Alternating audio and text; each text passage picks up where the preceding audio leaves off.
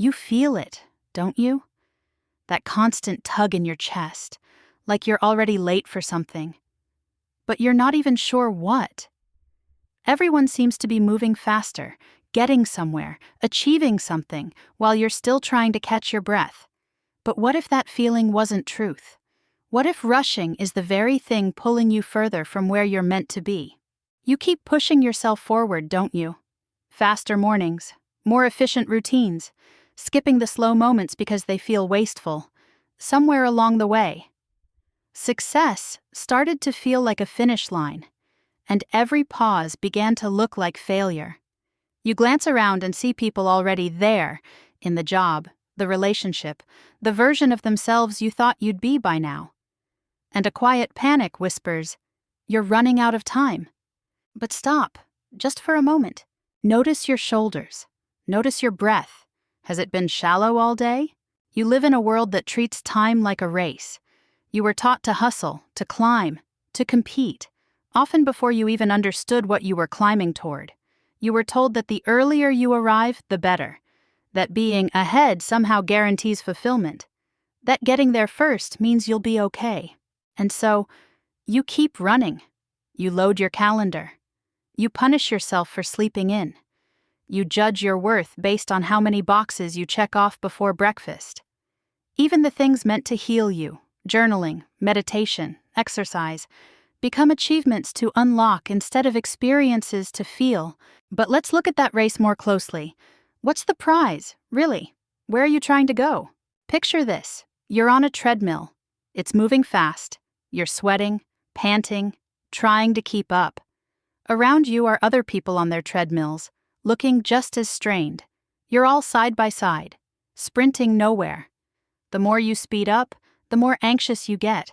And yet, you can't bring yourself to stop, because stopping would mean losing, wouldn't it? But what if stepping off that treadmill isn't failure? What if it's the beginning of peace? It's not that you lack ambition. You care deeply. You want a good life. You want to become someone strong and wise and grounded. That desire is beautiful. But when you let pressure dictate your pace, when urgency drowns your instincts, you lose contact with the very part of you that knows where to go. Here's a thought experiment. Imagine your life as a garden. Some seeds sprout quickly, others take years beneath the soil. You wouldn't yank a sprout upward to force it to grow, it would snap. And yet, you pull at yourself constantly. You demand speed over strength, progress over presence. But what if you gave yourself the grace of your own season? Pause here and reflect. What's one area in your life where you've been forcing speed? Where you've mistaken movement for meaning? Now ask yourself, what would it feel like to go slower there? Not to stop, not to give up, but to breathe, to let it unfold instead of dragging it forward. You've been taught that rushing brings results, but most of the time, rushing just makes you miss the quiet signals. Your intuition, your joy, your clarity. You end up somewhere, sure. But is it where you wanted to go? Or just where the road was fastest? So here's a quiet invitation. Today, when that old urgency flares up, when you feel behind, late, too slow, pause and ask, what am I rushing toward? And what's the cost of that rush? Because running won't help if you're headed the wrong direction, and slowing down might be the first step toward finding your own way back. You start believing you're behind before you even begin. Before your feet hit the floor in the morning. Something inside you already compares, already evaluates, already decides whether you're on track or off pace. And it happens so quietly. Through scrolling, through small talk, through hearing about someone else's new milestone while you're still wrestling with yesterday's doubt. You've absorbed the myth that life is linear, that there's one golden path, and if you miss the first few exits, you're doomed to spend the rest of your drive circling the wrong road. But here's the truth. There is no ahead, and if there's no ahead, then there's no behind either. Let that settle for a second, really? All those silent comparisons you've made? They're based on timelines that were never yours to begin with. Someone else's definition of what success looks like. Someone else's idea of the right age to find love, make money, be happy, feel healed. But your life didn't get that memo. Your life is not an assembly line. Your healing is not a schedule. Your peace is not a destination with a deadline. You keep looking sideways to gauge where you are. Social media only makes it worse. It delivers perfectly edited moments, announcements, upgrades, next chapters, without showing you the messy drafts underneath. So, you compare your uncertainty to someone else's highlight reel. You call yourself late because you don't see their hidden breakdowns. You don't see how much they question themselves, too. Let's try something. Close your eyes for a second. Now picture a long road. You're walking at your own pace. It's peaceful. The path curves. It rises and dips. Sometimes you rest. Sometimes you dance. There are others nearby, but they're all moving at different speeds. Some pass you. You pass others, but no one's racing. No one's judging. Now open your eyes and realize that road exists. It's called your life when you're not performing for the crowd. You may think the race is real, but look closely. It's made of stories. Stories that say, if you're not married by 30, something's wrong. If you're not successful by now, you're falling behind. If you're still figuring things out, you're failing. But who wrote those stories? Not you. You didn't choose those deadlines. You inherited them. It's time to start editing the script. So here's a prompt. Grab a notebook, or just think it through. Write down 3 things you've told yourself you should have done by now. Then next to each one, write where that belief came from. Was it something you truly want? Or was it something you were told to want? This is how you start liberating yourself, by noticing what's yours and what's not. Look, it's okay to want more, to want love, success, health, progress. It's human. But none of those things become easier by panicking your way toward them. None of them arrive faster just because you beat yourself up every morning. Growth doesn't respond to panic, it responds to presence. So the next time you feel like you're late to your own life, try asking, who am I comparing myself to right now? And then, more gently, what would it feel like to walk beside myself instead of chasing someone else? Because the moment you stop racing against people who aren't even on your path, you free yourself to arrive in your own time. And maybe, just maybe, you're not late at all. You're right on time, for your life, exactly as it's meant to unfold. You hate stillness. Even if you don't say it out loud, you avoid it. It makes you uncomfortable, makes you feel like nothing's happening, like you're wasting precious time. Stillness feels like stagnation, like the opposite of progress.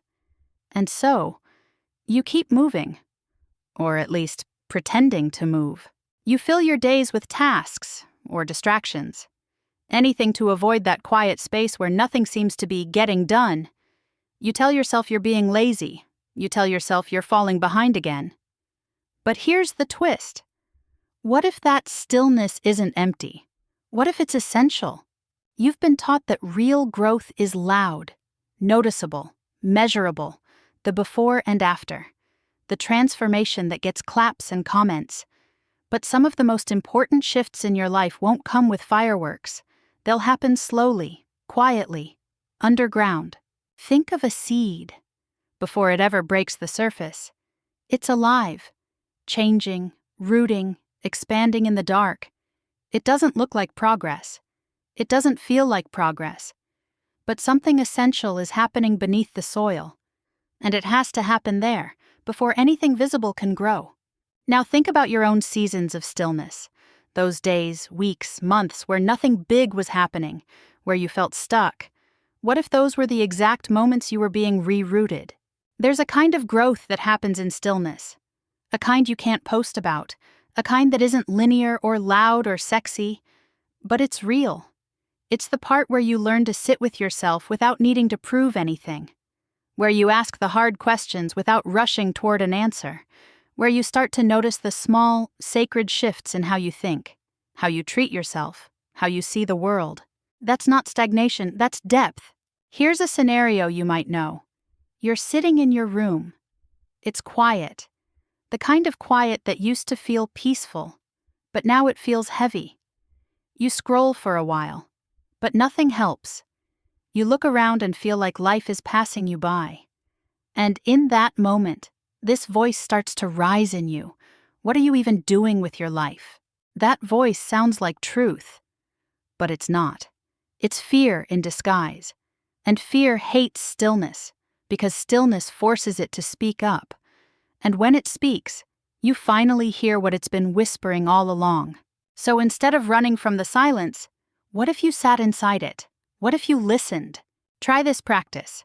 Next time you find yourself in that quiet discomfort, close your eyes. Don't reach for your phone.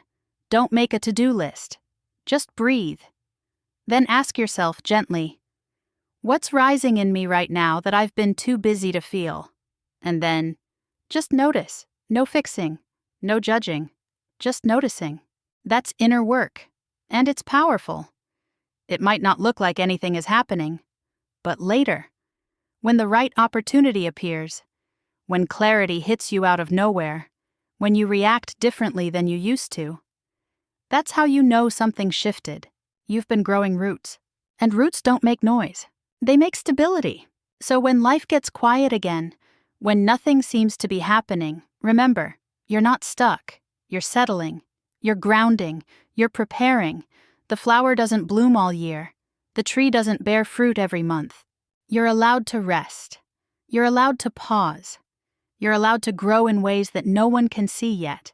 Because one day they will, and you'll look back at this so-called stillness and realize it was never a break in your story. It was the chapter that made everything else possible. You've spent so long looking outside yourself for answers that you've forgotten the quiet voice within. You know the one, soft, sometimes inconvenient, often drowned out by the noise. That voice doesn't speak in checklists or calendar alerts. It speaks in knowing, in the way your chest tightens when something feels wrong, in the way you breathe easier when something feels right. But you've been trained to ignore it. You were taught to follow the right steps, the right school, the right job, the right kind of love.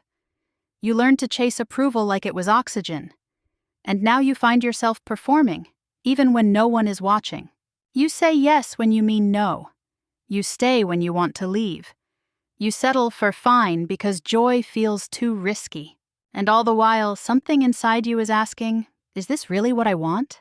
But you push that question down, because what if the answer changes everything?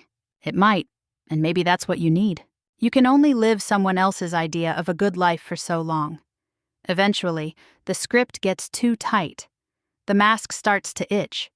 You begin to crave something real, not impressive, not approved, just true. So here's your turning point. You begin to live from the inside out. Not in some dramatic throw everything away kind of way, but in the way you choose small things, daily things, differently. You start listening. You notice how drained you feel after certain conversations, how you light up around certain people, how your body leans towards some decisions and flinches from others. You learn to trust that. You begin asking better questions. Not, what should I be doing by now? But what matters to me right now?